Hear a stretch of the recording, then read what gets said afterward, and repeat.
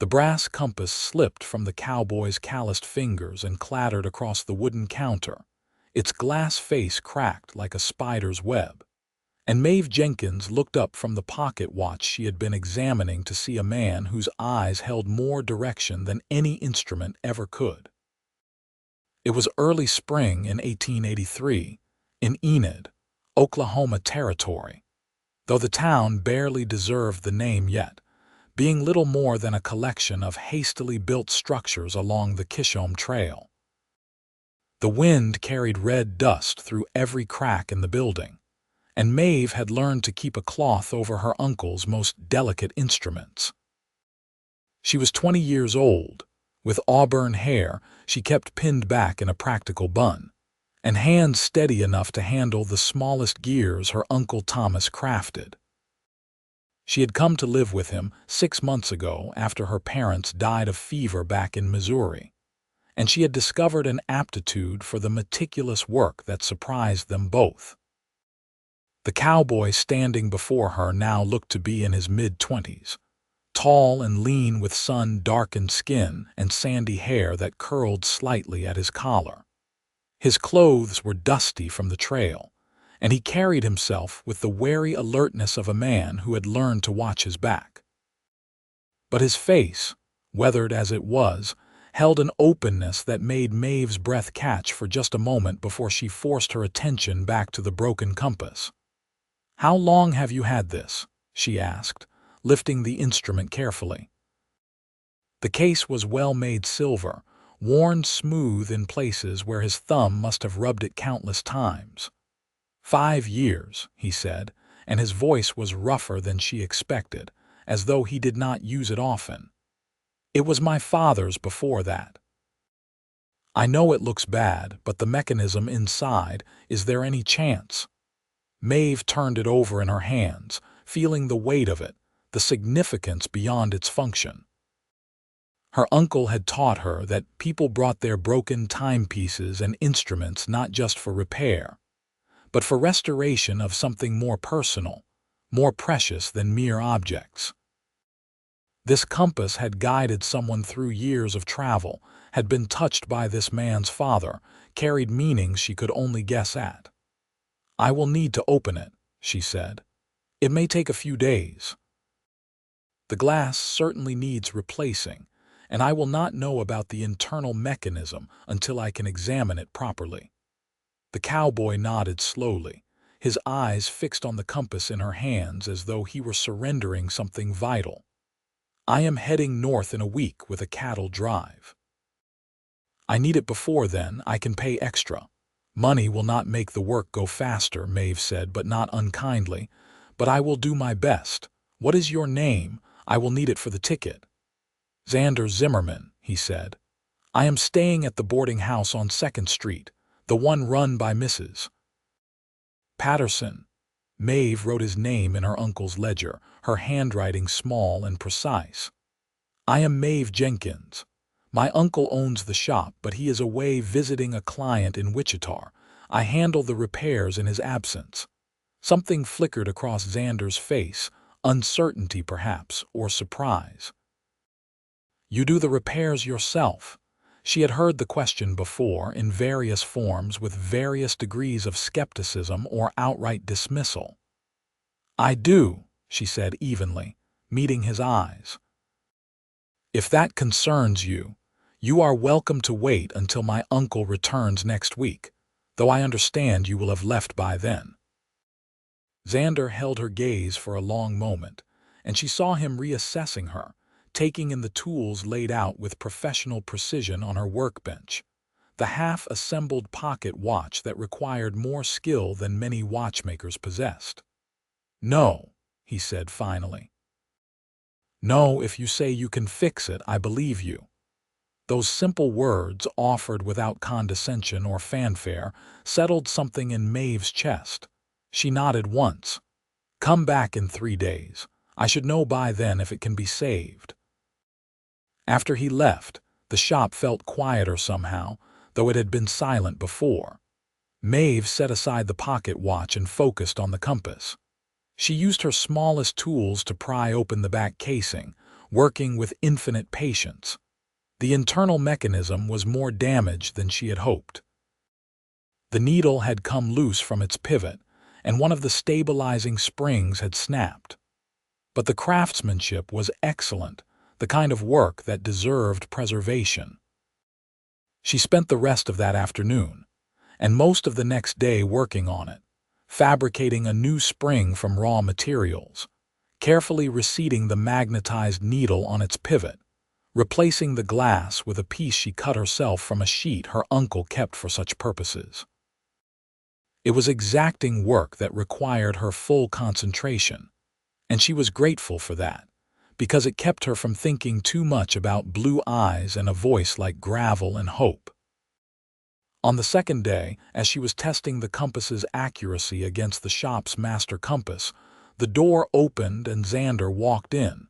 He looked almost embarrassed, his hat in his hands. "I know you said 3 days," he began.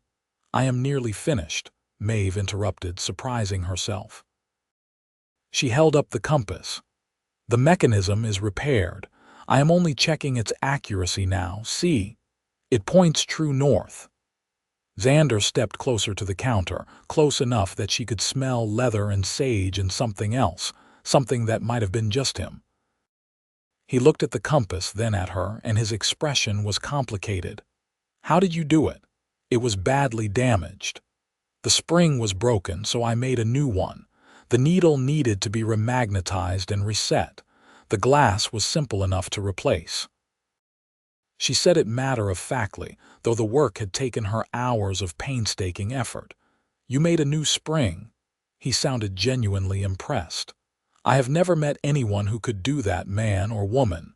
Maeve felt heat rise in her cheeks. "My uncle taught me.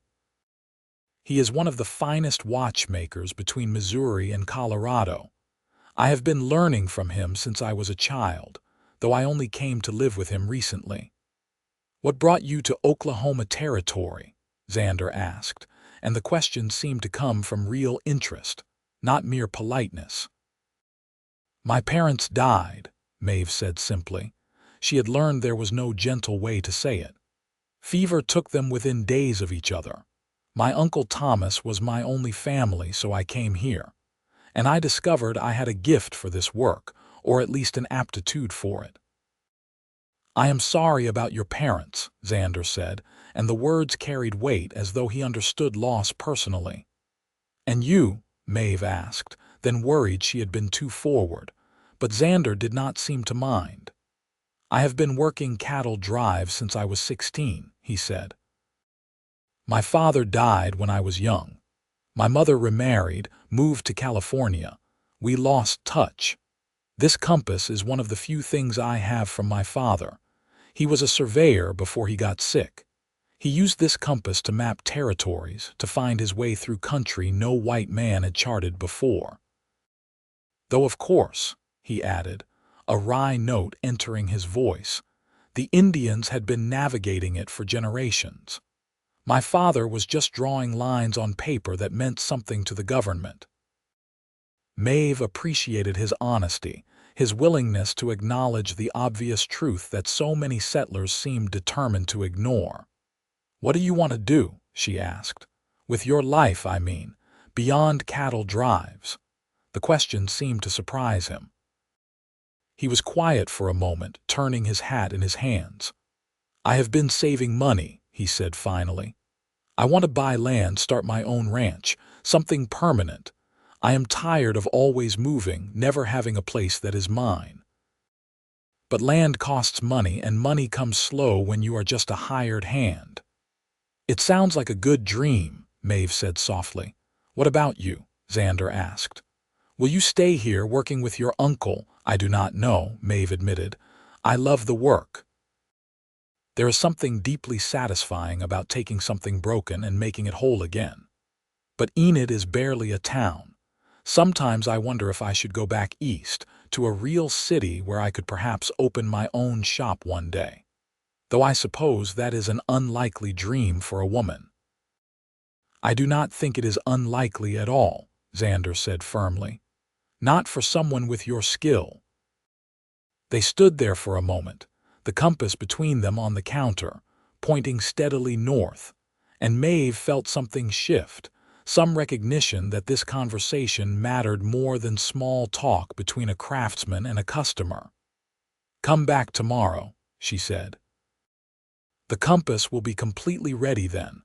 I want to test it overnight to ensure the needle holds steady." Xander nodded, settling his hat back on his head. "Tomorrow, then.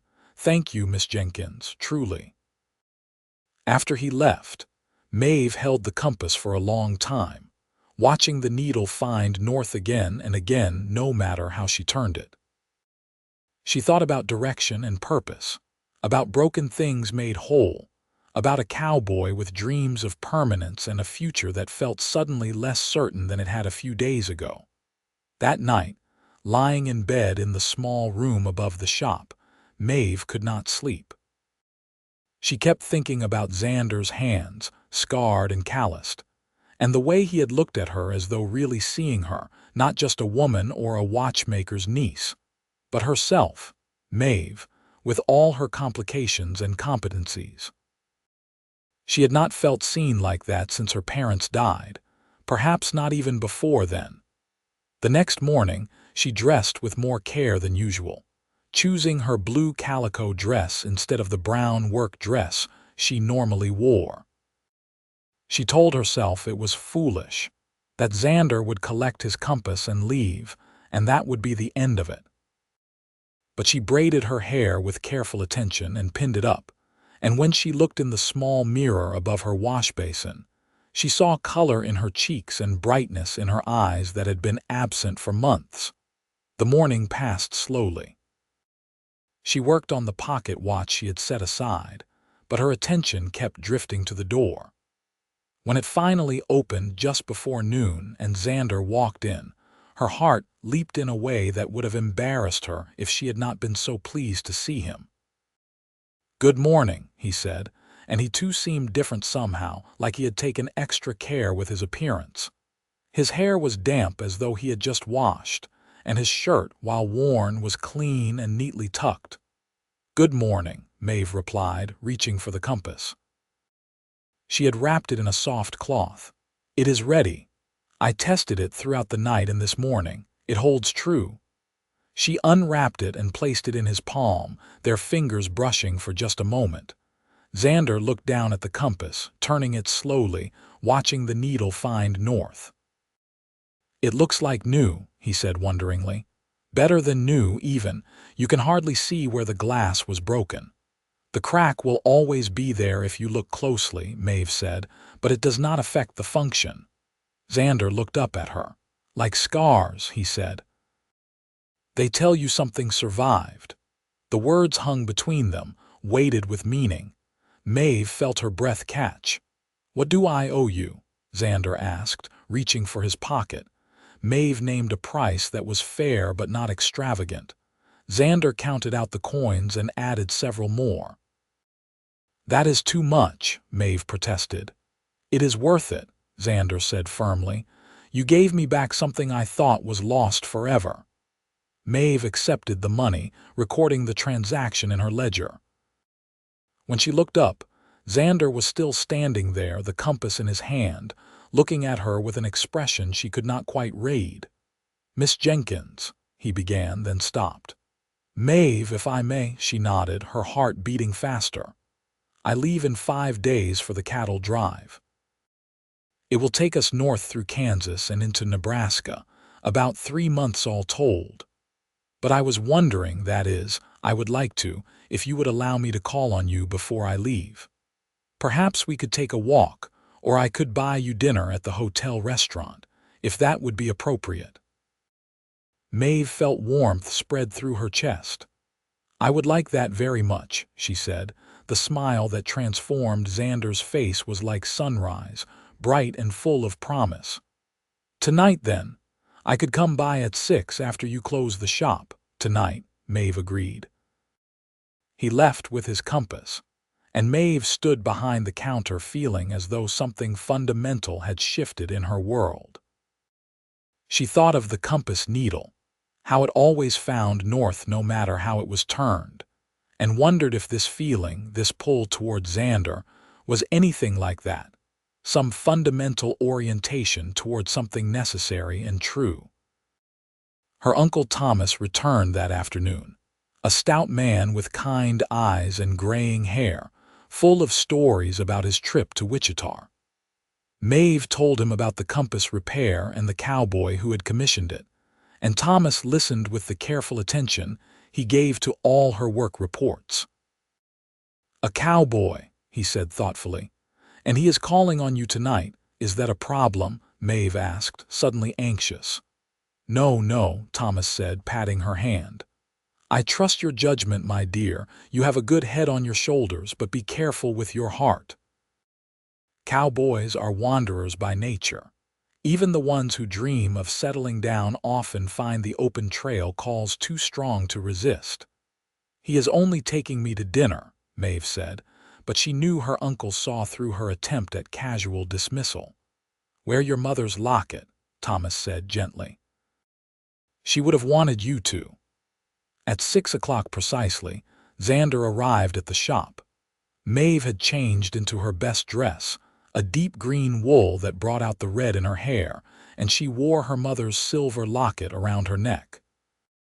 When she saw Xander's face as she stepped out into the fading light, she knew she had made the right choice. They walked through the dusty streets of Enid, which looked almost pretty in the golden hour before sunset. The town was rough and unfinished, but there was an energy to it, a sense of possibility that came from being at the edge of something new.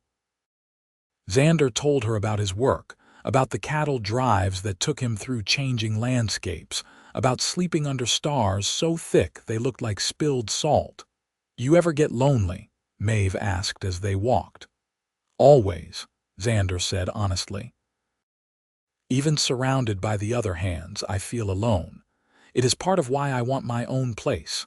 Not just land, but a home, people I belong to and who belong to me." They ate dinner at the hotel restaurant, which was crowded and noisy but served good beef and potatoes. Maeve found herself laughing at Xander's stories about trail life, about ornery cattle and temperamental horses, and the cook who once tried to make biscuits with salt instead of flour. Xander listened intently when she told him about her parents, about her father's bookstore in Missouri and her mother's garden, about the grief that had felt like drowning until she discovered the focus required by her uncle's work. "You saved yourself," Xander said when she described how the delicate mechanisms had given her something to hold on to in those first terrible months. "I suppose I did," Maeve said, surprised by the observation. "I had not thought of it that way." After dinner, they walked back through streets now dark except for lamplight spilling from windows. When they reached the shop, Xander did not immediately say good night. Instead, he stood close enough that Maeve could feel the warmth radiating from him in the cooling evening air. "I know this is fast," Xander said. "We barely know each other, but I feel something when I am with you, something I have never felt before, like finding water after days in the desert or like that compass pointing north. Like you are the direction I should be traveling." Maeve's breath caught. "I feel it too," she admitted. "And it frightens me because you are leaving in 4 days, and I will not see you for 3 months, and anything could happen in that time." "Then let me spend those 4 days with you," Xander said. "Every moment I can spare. Let me get to know you, really know you, so that when I am on the trail, I will have something real to hold on to, not just a dream." "Yes," Maeve said simply. Over the next 4 days they were barely apart. Xander came to the shop each morning and sat watching Maeve work, asking questions about the mechanisms, about how she learned to see the patterns in the gears and springs. She taught him about balance wheels and escapements, about the precision required to keep time accurately. He was a surprisingly apt student, his hands more careful than she would have expected for someone who worked with cattle and rope. In the afternoons, when Maeve could leave her uncle to mind the shop, They explored the country around Enid. Xander borrowed horses, and they rode out into the prairie that stretched endlessly in all directions. He showed her how to read the land the way his father had taught him, how to find water by watching where birds flew at dawn, how to navigate by stars and sun. Maeve felt herself opening in ways she had not since her parents died, felt joy returning like a friend she had thought lost forever. On the third evening, they sat on a ridge watching the sunset paint the sky in shades of orange and purple that seemed impossible, too vivid to be real. Xander reached for her hand, and Maeve let him take it, let their fingers intertwine. "I am falling in love with you," Xander said quietly. "I know it is too soon, and I have no right to say it when I am leaving tomorrow, but I cannot go without telling you the truth." Maeve turned to face him, her heart pounding so hard she thought it might break free from her chest. "I am falling in love with you too," she said. "I did not think it was possible to feel this way, not so quickly, not so completely. But here we are." Xander cupped her face in his calloused palms, his touch infinitely gentle. "Wait for me," he said. "I will come back. 3 months and then I will come back to you and we will figure out what comes next, together." "I will wait," Maeve promised, "but you have to promise me you will be careful. That you will come back safe." "I promise," Xander said, and then he kissed her, soft and sweet and full of longing, and Maeve felt the world fall away until there was nothing but this moment, this man, this impossible and perfect connection. The next morning, Xander came to the shop before dawn. The cattle drive was assembling outside of town, and he needed to join them. Maeve had been awake for hours, unable to sleep. She had wrapped something in cloth and she pressed it into his hands now. "What is this?" Xander asked. "Open it." He unwrapped the cloth to reveal a small brass compass, new and shining. Maeve had worked through the night to finish it, had poured all her skill and care into its creation. "Your compass points you toward true north," Maeve said. "But I wanted you to have this too. I made it myself, every piece. So when you use it, you will think of me, and maybe it will help you find your way back." Xander's eyes were bright with emotion. "Maeve, I do not have words. It is beautiful. You are beautiful." He kissed her again, longer this time, desperate with impending separation. When they finally pulled apart, both were breathing hard. 3 months, Xander said, pressing his forehead to hers. 3 months, Maeve agreed. She watched him ride away as the sun rose, watched until he was just a speck on the horizon and then nothing at all, disappeared into the vast prairie. The compass in his saddlebag pointed north, and Maeve prayed it would bring him home to her. The weeks that followed were the longest of Maeve's life. She threw herself into work, taking on more repairs than she could comfortably handle, anything to keep her hands and mind occupied. Her uncle watched with concern but said nothing, understanding perhaps that this was how she managed the ache of Xander's absence. Letters came, irregular and precious. Xander wrote about the drive, about crossing rivers swollen with spring runoff, about storms that lit the prairie with lightning, about the endless sea of cattle moving north like a living tide. But mostly he wrote about missing her, about the compass she had made him that he checked dozens of times each day, about his dreams of the future they might build together. Maeve wrote back with equal fervor, telling him about the shop, about the repairs she completed, about the changes in Enid as more settlers arrived, and the town slowly transformed from temporary outpost to something more permanent. But mostly she wrote about how she counted days, how she fell asleep thinking of him, how she believed in their future with a certainty that surprised her. 2 months passed, then 10 weeks, then 11. Maeve found herself watching the trail south with increasing frequency, knowing it was still too early but unable to help herself. The cattle drive would take the full 3 months, maybe longer if they encountered problems. On a blazing afternoon in mid-August, a rider came into town at full gallop, his horse lathered with sweat. Maeve was in the shop when she heard the commotion outside, heard someone shouting about trouble on the trail. Her blood went cold. She ran out into the street, pushing through the gathering crowd. "What happened?" she demanded of the rider, who was being helped off his exhausted horse by several townspeople. "Stampede," the man gasped out. "Storm spooked the cattle 3 days north of here. We lost some men. I was sent ahead to get the doctor to gather supplies." "Who?" Maeve could barely form the word. "Who was hurt?"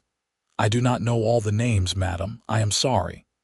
The next hours were agony. Maeve helped gather medical supplies, food, anything the rider said they needed. A wagon was assembled and the town doctor prepared to head north. Maeve begged to go with them, but the doctor refused. "It is no place for a young woman," he said firmly. "We do not know what we will find." "Please," Maeve pleaded. "There is someone. I need to know if he is. I need to help." Her Uncle Thomas put a hand on her shoulder. "Let me go," he said quietly to the doctor. "I can help with the wagon, and Maeve can stay here where she will be safe." But Thomas pulled Maeve aside before he left. "I will find out about your cowboy," he promised. "I will get word to you as soon as I can." The wagon left within an hour, heading north, and Maeve was left with nothing to do but wait and worry and pray to a God she was not sure she still believed in.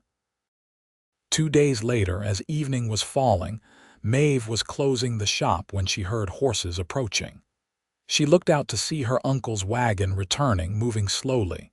Her heart stopped. She ran out into the street. The wagon was full of injured men.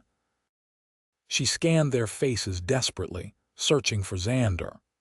The doctor was helping someone down from the wagon, someone who could barely stand, his arm wrapped in bloodied bandages. And then she saw him. Xander was sitting in the back of the wagon, his shirt torn and dirty, a cut across his forehead that had been roughly bandaged. But he was alive. He was looking at her with an expression of profound relief and love. And then he was climbing down from the wagon despite someone trying to stop him. And Maeve was running. And they met in the middle of the dusty street and held each other, as though they could merge into one person. "You are alive," Maeve sobbed into his chest. "You are alive." "I promised I would come back," Xander said hoarsely. "I promised." Over the next days, the story emerged in pieces. The storm had been terrible, lightning and thunder that sent the cattle into a panic. They had stampeded in the night, and several men had been caught trying to turn them. 2 had died, trampled in the darkness. Xander had been knocked from his horse but had managed to roll clear, escaping with only bruises and the cut on his head. The cattle had been scattered across miles of prairie, and the drive had been abandoned. The remaining crew and animals were making their way back slowly. Maeve tended to Xander's injuries with the same careful attention she gave to broken watches. She cleaned the cut on his forehead, applied salve to his bruises, made him rest in the room above the shop despite his protests that he should help with the other injured men. "You are helping by letting yourself heal," she said firmly. "Let me take care of you."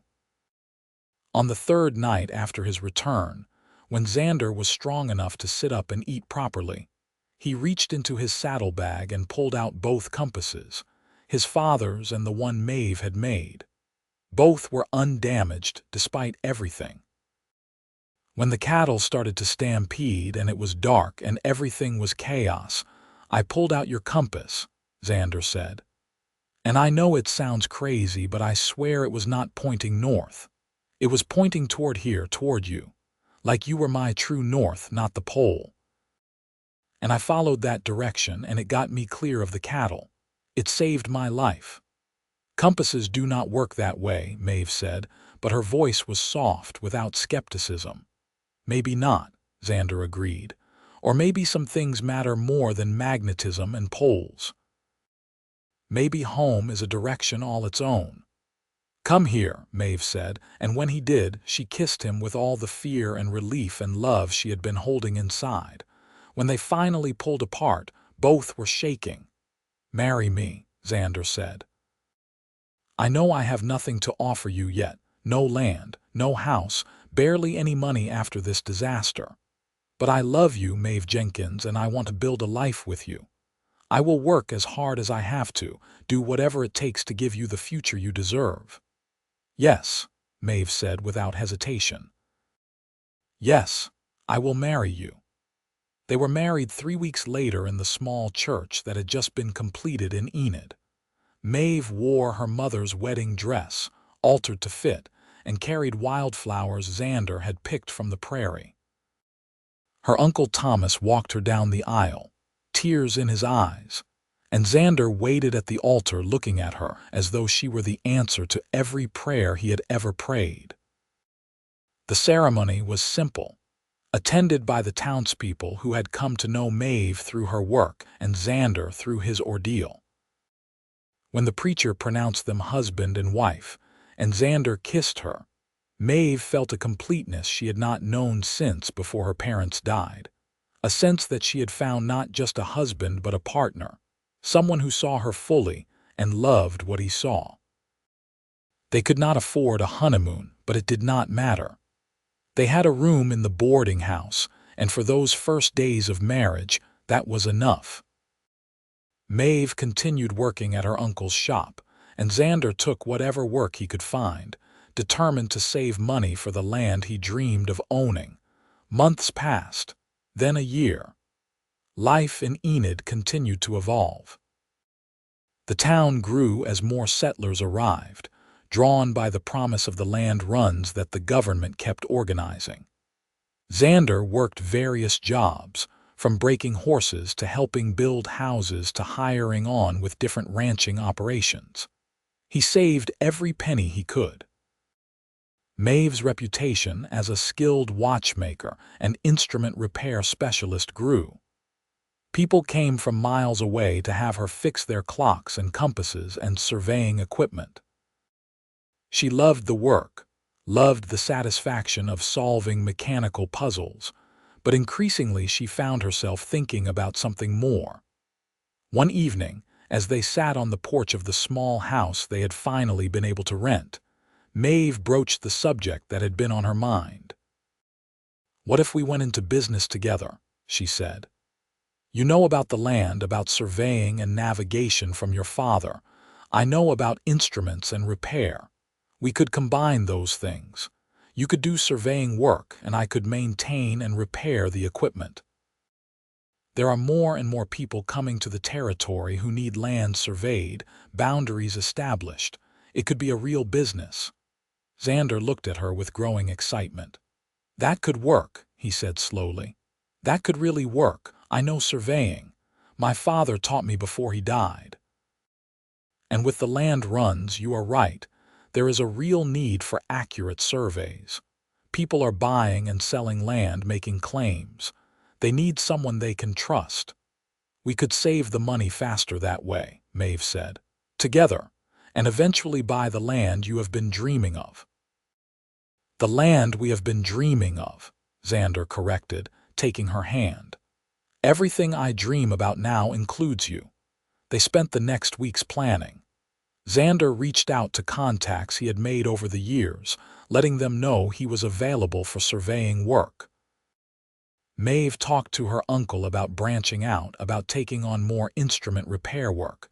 Thomas was supportive, even enthusiastic. "You have outgrown my little shop anyway," he said. "It is time for you to build something of your own, both of you." The business grew slowly but steadily. Xander proved to be skilled and meticulous, traits that quickly earned him a reputation for reliability. Maeve's work remained impeccable, and word spread that the Zimmermans were people you could trust with both land and instruments. They worked long hours, often side by side, and Maeve discovered that building something together was even more satisfying than she had imagined. 2 years after their marriage, Xander came home one evening with a look on his face that Maeve had learned to recognize. He had news, something big. "There is a piece of land," he said without preamble, "about 10 miles east of town. 200 acres, good water, perfect for ranching. The owner is moving to Texas and he is selling. I talked to the bank today. With what we have saved and a loan, we could buy it." Maeve felt her heart race. "Do you really think we are ready?" "I think if we wait for the perfect time, we will wait forever," Xander said. "I want this, Maeve. I want our own place. And maybe, if you are willing, I would like to think about starting a family soon. I want our children to grow up with land under their feet that is ours, that no one can take away." "Children," Maeve repeated, feeling the words settle around her heart. She had been thinking about it too, had felt the yearning grow stronger as she watched her body change and strengthen through the work of building their business. "Yes," she said. "Yes to all of it. The land, the family, the future." They bought the land in the spring of 1886. It was everything Xander had described and more. Rolling prairie with a creek running through it, soil that could support crops or grazing, and a small rise where a house could be built with views in every direction. They moved out of their rented house in town and into a tent on their new property, working every daylight hour to build their home. Xander did most of the heavy construction, but Maeve worked alongside him, proving she could hammer nails and raise beams as well as repair delicate mechanisms. They hired help when they could afford it, but mostly it was just the two of them, building their dream board by board. By fall, they had a simple house, just 4 rooms and a porch, but it was solid and tight and theirs. Maeve set up her workshop in one of the rooms, and Xander built a barn for the horses and equipment. They continued taking surveying and repair work, but now they also began building their herd, buying a few cattle at a time as money allowed. It was hard work, harder than anything either of them had done before, but they fell into bed each night exhausted and satisfied, holding each other in the darkness and talking about the future they were creating. In the winter of that year, Maeve discovered she was pregnant. She told Xander on Christmas morning, her voice shaking with joy and nervousness. He stared at her for a long moment, then let out a whoop of joy and picked her up and spun her around despite her laughing protests. "We are going to have a baby," he kept saying, wonder in his voice. "We are going to be parents." The pregnancy was difficult at times. Maeve suffered from terrible sickness in the early months, and the work of maintaining the ranch did not stop just because she was carrying a child. But Xander was attentive and protective without being overbearing, taking on extra work so Maeve could rest, bringing her meals when the smell of cooking made her nauseous, holding her when the fear of childbirth, of losing what they had built, threatened to overwhelm her. Their son was born in August of 1887, delivered by a midwife from Enid with Xander present and holding Maeve's hand through every contraction. They named him Thomas Xavier Zimmerman, after Maeve's uncle and Xander's father.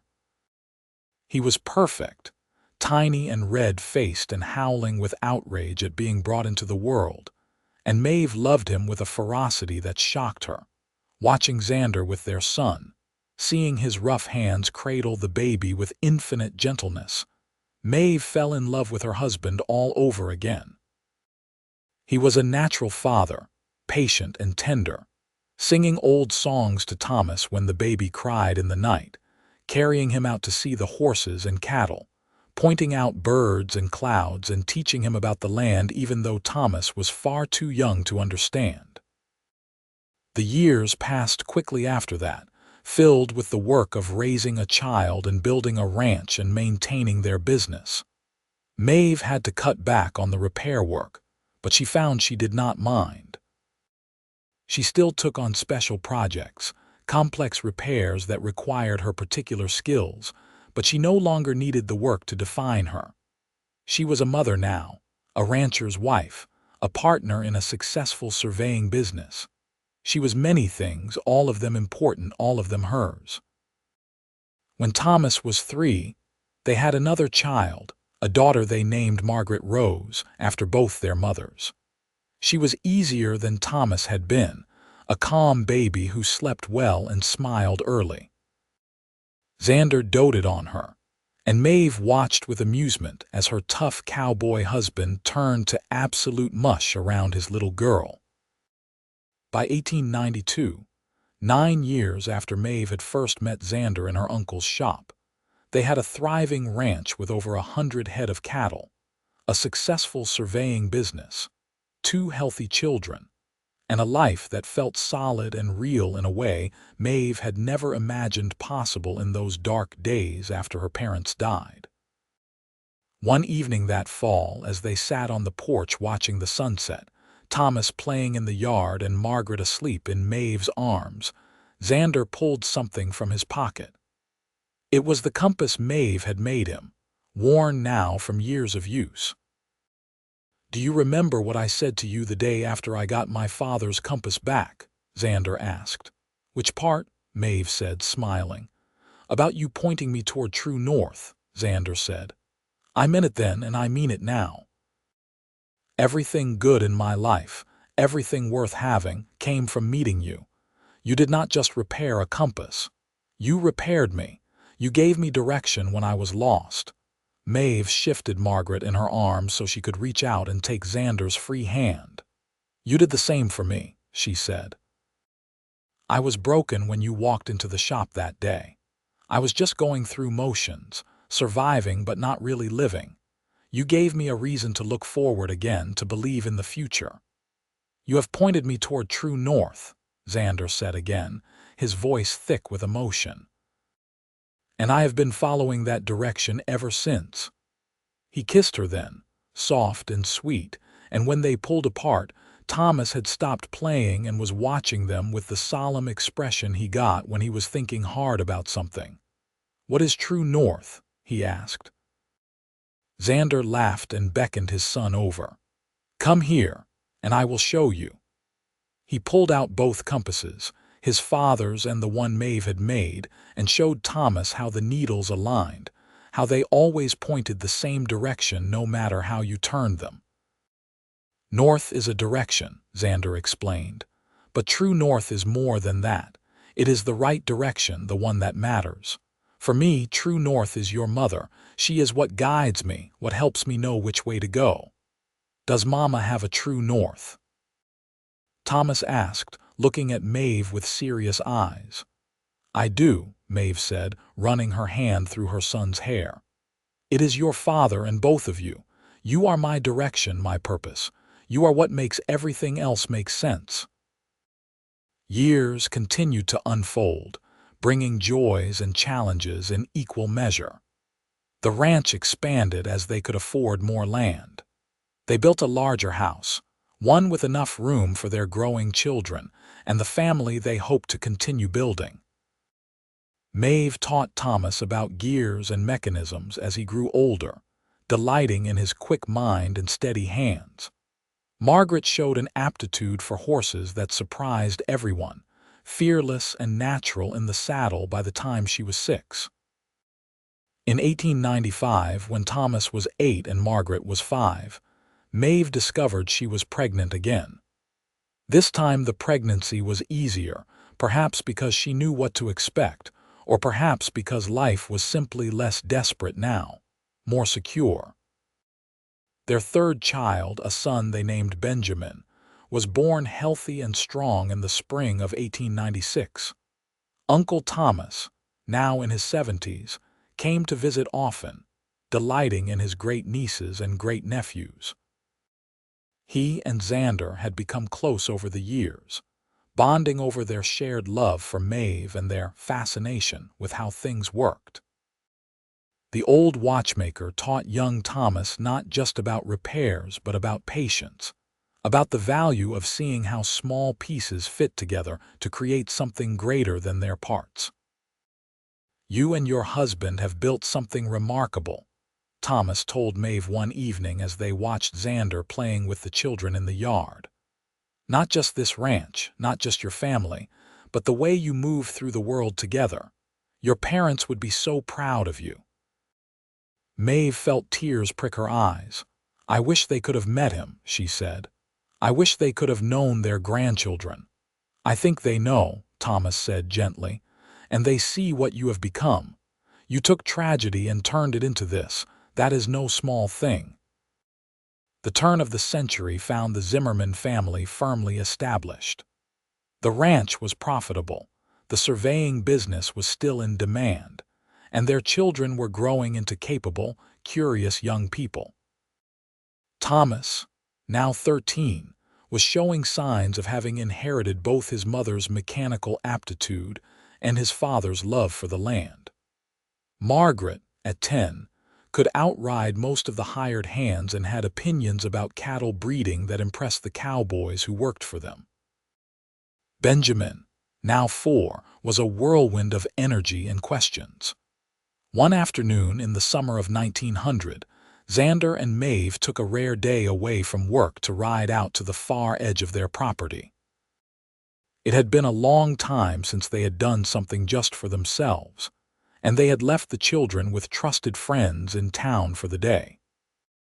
They sat on the same ridge where Xander had first told Maeve he was falling in love with her, so many years ago now that it felt almost like another life.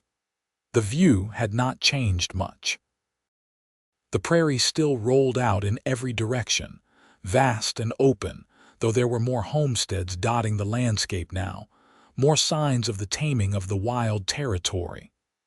"You ever miss it?" Maeve asked. "The wandering, the cattle drives, the freedom of the trail." Xander considered the question seriously.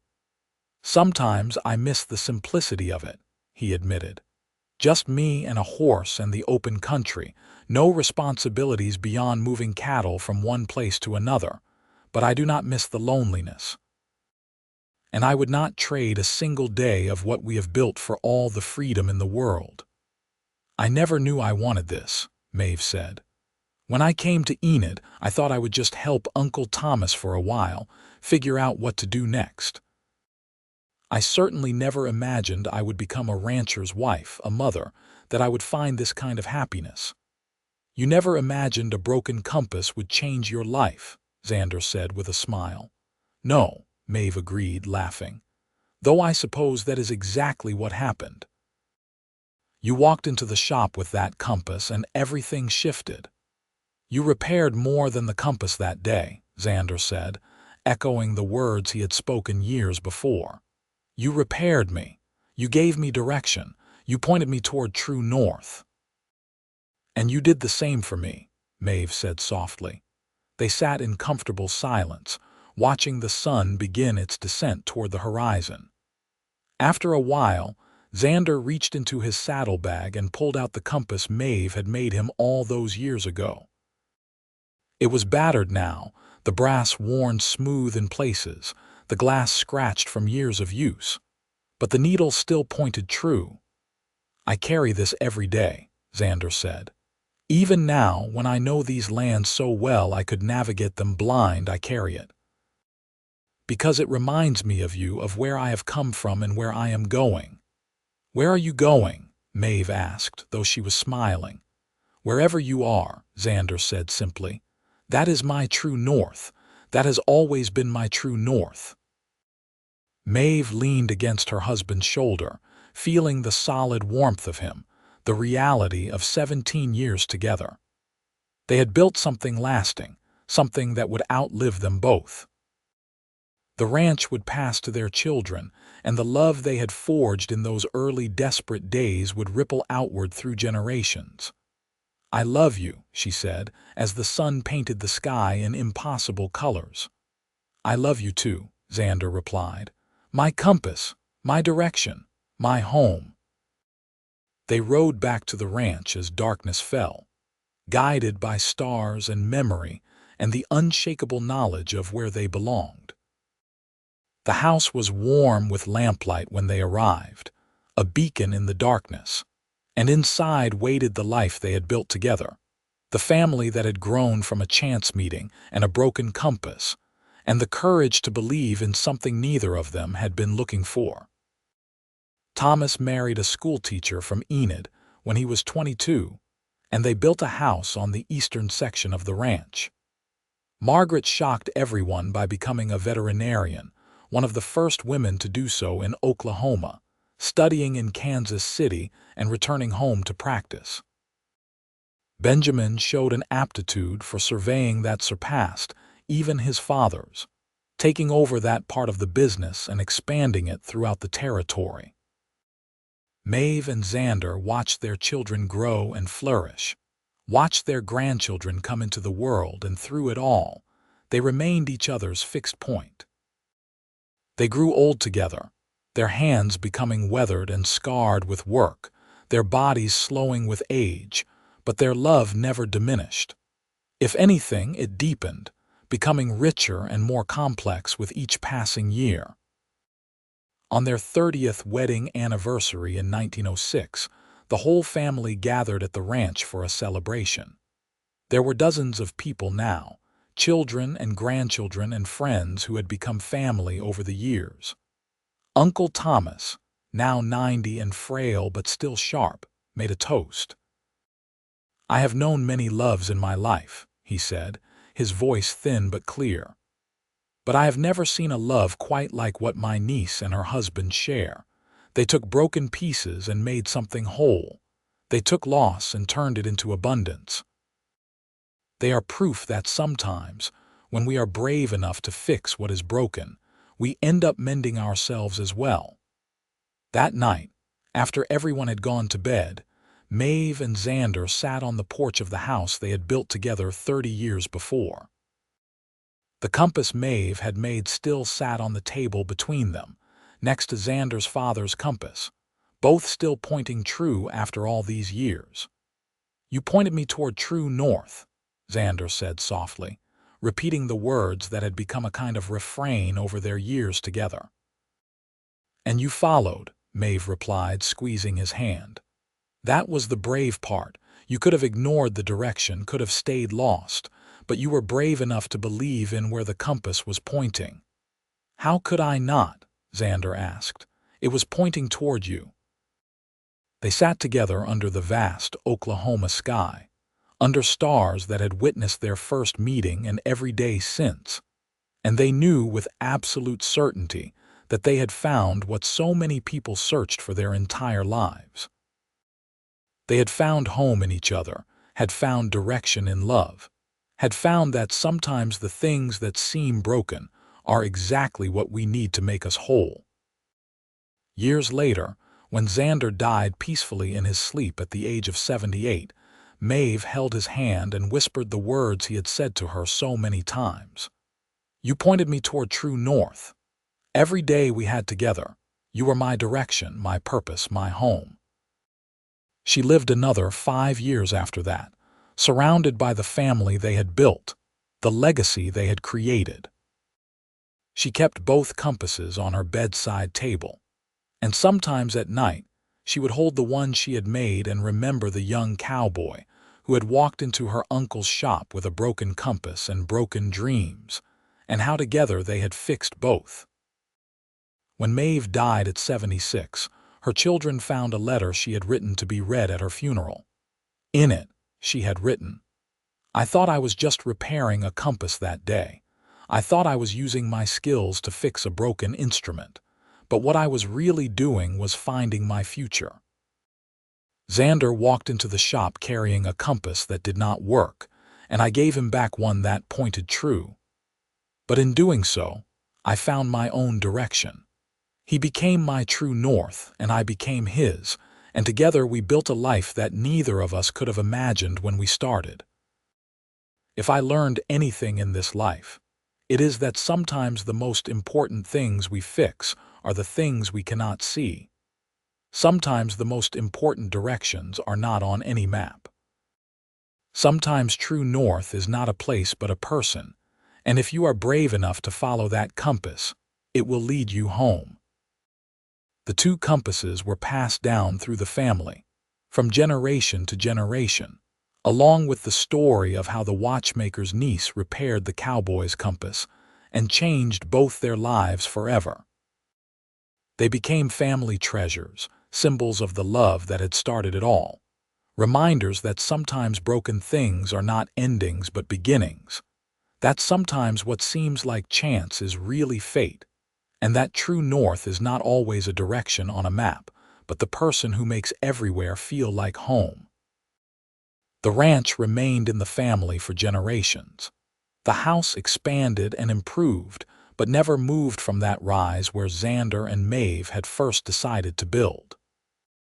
The workshop where Maeve had crafted that second compass was preserved, turned into a kind of shrine to the woman who had helped settle the territory not with guns or violence but with patience, skill, and the steady hands of someone who knew how to fix broken things. And on clear nights, when the stars filled the Oklahoma sky, the Zimmerman descendants would sometimes take out the old compasses and watch the needles point north, and they would remember the story of how their family began with a broken instrument, a skilled craftswoman, a lonely cowboy, and the courage to believe that sometimes the right direction is not where you are going but who you are going toward. They would remember that Maeve fixed more than a compass that day in 1883. She fixed two hearts, two futures, two lives that had been pointing nowhere until they found each other and discovered that together they could navigate anything.